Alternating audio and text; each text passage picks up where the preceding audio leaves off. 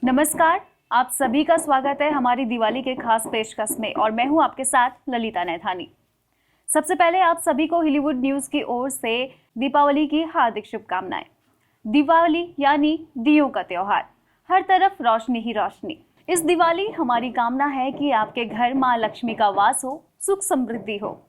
दर्शकों, जैसे आपको पता है कि इस पर्व में माँ लक्ष्मी की पूजा अर्चना की जाती है, पूरे विधि विधान के साथ पूजन किया जाता है। तो चलिए आज हम आपको बताते हैं कि इस दिवाली आप कैसे पूजन करें और कैसे विधि विधान के साथ माँ लक्ष्मी को प्रसन्न करें और क्या है इसका शुभ मुहूर्त और कैसे ये दीपावली आपके लिए मंगलकारी हो। तो आज के कार्यक्रम में हमारे साथ मौजूद है ज्योतिषाचार्य डॉक्टर प्रदीप सिंहवाल जी। आचार्य जी, आपका बहुत बहुत स्वागत है हमारे दीपावली के खास पेशकश पे। धन्यवाद, नमस्कार, आपका बहुत बहुत जी। सबसे पहले आपकी वाणी से शुभ मंगलाचार करें। या श्री स्वयं सुकृतिनां भवनेषु लक्ष्मी पापात्मनां कृतधियां हृदये सुबुद्धि श्रद्धा सतां कुलजन प्रभवस्य लज्जा तां त्वां न तास्म परिपालय देवी विश्वम्। जी। सबसे पहले आचार्य जी, आपको पता है दीपावली का पर्व है, आज के दिन माँ लक्ष्मी की पूजा होती है, तो इसका शुभ मुहूर्त क्या है और क्या विशेष संयोग है इस दीपावली में? सबसे पहली बात है, दीपावली अवली का मतलब पंक्ति से है। जी। दीपों की जो पंक्ति है, ऐसा समझें, भगवान श्री राम लखन और माता सीता के साथ में जब 14 वर्ष वनवास के बाद रावणादि का संहार करके लौटे, तो इसी कार्तिक अमावस्या की यह वह बेला थी जब वे अयोध्या जी में पहुँचे। तो अपने राजा के राज्याभिषेक के लिए अयोध्या वासियों ने अद्भुत दीप मालाएं वहाँ पर प्रज्वलित की उनके स्वागत में। इतना अद्भुत कार्यक्रम था कि तब से लेकर आज तक लोग दीपावली के रूप में दीपोत्सव, प्रकाशोत्सव के नाम से इसे जानते हैं। हम अपने घरों में आज के दिन दीपावली के शुभ समय पर उसे सुंदर प्रकाशमान बनाते हैं। अक्सर घी के दीपक, तेल के दीपक, लड़ियाँ आदि इत्यादि आजकल बहुत सारा कुछ लोग सजाते हैं। ये कहा जाता है कि इस दिन महालक्ष्मी जी साक्षात भू अर्थात पृथ्वी पर भ्रमण करने के लिए निकलती हैं और देखती हैं जो घर सबसे अच्छा सुंदर सजा हुआ है, उस जगह पर जाकर वहाँ माता लक्ष्मी ठहरती है, रुकती है। और जो गंदा मलिन पड़ा हुआ होता है उस जगह माता लक्ष्मी देखती भी नहीं है। इसलिए दीपावली के शुभ अवसर पर सबसे प्रथम जो कार्य है, लोग अपने घरों को सुसज्जित करें, साफ स्वच्छ करें और दीपोत्सव, दीप प्रज्वलित करें और वहाँ पर महालक्ष्मी का आगमन होता है।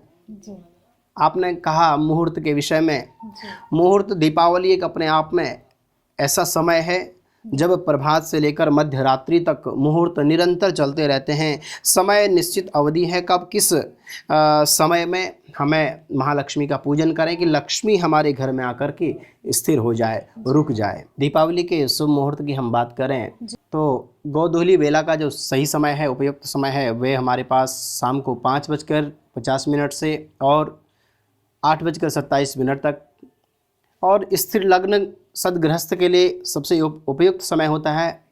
स्थिर लग्न में हम बात करें तो शाम को 6:03 से 7:58 तक स्थिर लग्न रहेगा, जिसमें महालक्ष्मी का पूजन करने से महालक्ष्मी स्थिर होकर आपके घर में विराजमान होगी।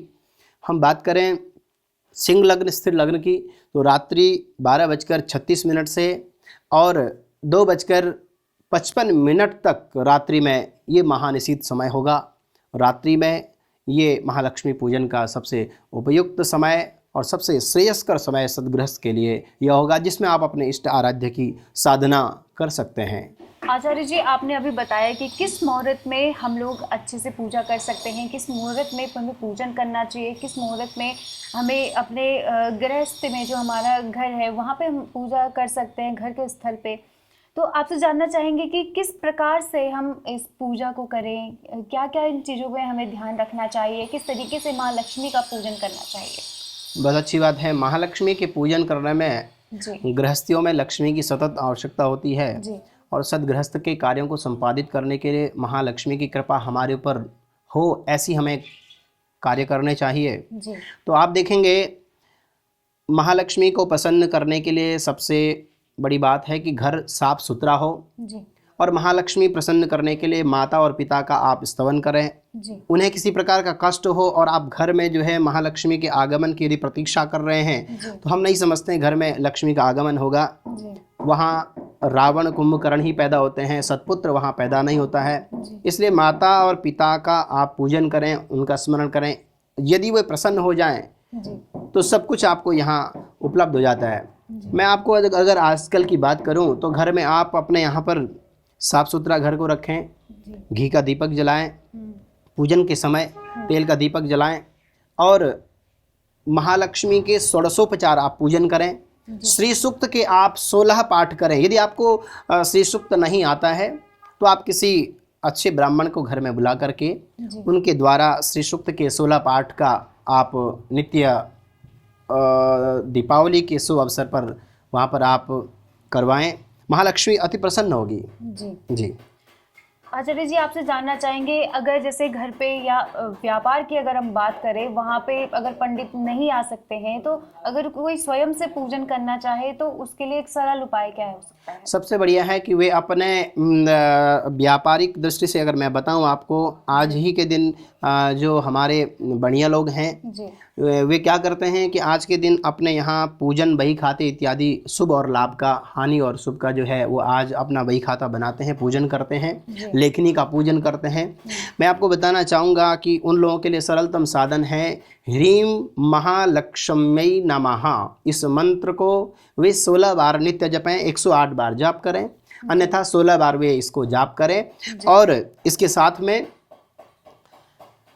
कमल गट्टे, 16 कमल गट्टे को लेकर के 7 जी छुआरे पीले वाले ले लें और उन्हें आप एक रेशम के लाल वस्त्र में बांध करके और शुक्रवार दीपावली के शुभ दिन में उसे जो है अपने तिजोरी में रख दें। ह्रीं महालक्ष्म्यै नमः बोलकर उसमें 16 दाने चावल के डाल दें। निश्चित ही अपार लक्ष्मी की आपके पर वृद्धि होगी, महालक्ष्मी की कृपा परिवर्षित होगी। जी आचार्य जी, आपने अभी शुभ मुहूर्त बता दिया है, हमारे दर्शकों को पता चल गया होगा।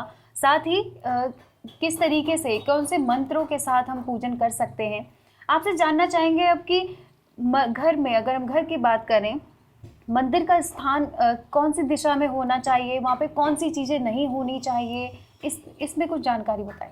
सबसे बड़ी बात है आपका मंदिर घर के अंदर जो है पूर्वोत्तर में हो, जिसे हम ईशान कोण कहते हैं। जी वहाँ पर आपका या तो मुख पूरब की ओर हो या उत्तर की ओर हो। इन दोनों के मध्य में ईशान कोण में या तो आपका मुख हो, मंदिर हो, पूजन का स्थान हो। आप एक बात का विशेष ध्यान रखें, महालक्ष्मी आपसे रुष्ट कब होगी? जब आपके पूजा के स्थान में कांच के बर्तन होंगे, एल्युमिनियम के बर्तन होंगे। ये राहु के प्रतीक माने जाते हैं, इसलिए राहु से संबंधित माने जाते हैं। इसलिए आप पूजा के स्थान पर इन बर्तनों का उपयोग ना करें। सोना, चांदी इत्यादि के जो पात्र होते हैं, तांबे के पात्र होते हैं, इनका उपयोग आप पूजन के स्थल पर करें। निश्चित ही महालक्ष्मी की अपार वृद्धि होगी। जी आचार्य जी, जैसे जिस प्रकार कहा जाता है कि मंदिर में कई सारी प्रतिमाएं, कई बार कहा जाता है कि नहीं रखनी चाहिए, कोई एक ही प्रतिमा रखिए, तो उस बारे में आप कुछ बताएं। सबसे बड़ी बात है कि आजकल लोगों ने बहुत सारे अपने घरों में देवी देवताओं को महाराज न जाने कहाँ कहाँ से उठा करके सब ले आते हैं। ये सब कर्मकांड के चक्कर में ना पड़ करके हमें केवल जो है अपने इष्ट आराध्य एक को, जिस पर हमारा मन स्थिर हो रहा हो, जिस पर हमारा मन लग रहा हो, समझ लेना वही आपके इष्ट है। सबसे बड़ी बात यही होती है। इसलिए अपने इष्ट आराध्य को आप इस तरीके से समझें कि मेरा मन अगर भगवान शिव पर आकृष्ट हो रहा है और शिव में मेरी रति, मेरा मन शिव में रत हो रहा है, लग रहा है, महालक्ष्मी में मेरा मन लगता है, नारायण के ऊपर मेरा मन लगता है, तो निश्चित ही नारायण को आप अपना इष्ट मान लें और उनका ही आप स्तवन करें। जी आचार्य जी, आपने बताया कि माँ लक्ष्मी को हम कैसे घर लेके आ सकते हैं, हमें कैसे सुख समृद्धि मिल सकती है, इस बारे में आपने बताया। अब आपसे जानना चाहेंगे कि इस दीपावली में हम माँ लक्ष्मी हमें वैभव देती है और गणेश जी हमारे विघ्न हरते हैं, तो इस दीपावली हम ऐसा क्या करें जिससे कि हम दोनों को एक साथ प्रसन्न कर सकें? सबसे बड़ी बात है महालक्ष्मी जी गणेश जी के साथ, गणेश जी के दक्षिण भाग में आप महालक्ष्मी को स्थापित करें जी। और गणेश जी के अथर्व शीर्ष का पाठ आप अपने घर में करवाएं।